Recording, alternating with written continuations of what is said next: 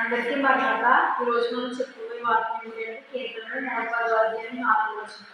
వెండిసరి ప్రపంచ ప్రాణులన్నీ యాజకులుగా ఇవ్వాలి. యెహోవా ప్రమాణం చేసి ఉన్నాడు, అయినా మాట్లాడుతున్నవాడు.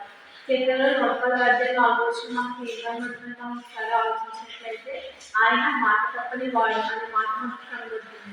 దేవుడు ఎవరైనా మాట ఇచ్చారంటే దాన్ని తప్పకుండా నెరవేర్చారు. అబ్రహాం గారు దేవుడు మాట ఇచ్చారు, ఏమని మీ కుమారుని ఇస్తారని చెప్పారు. తప్పకుండా ఆయన కుమారుని అనుగ్రహించారు. కానీ అబ్రహాం గారు విశ్వాసంతో 5 సంవత్సరాలు ఎదురు చూశారు.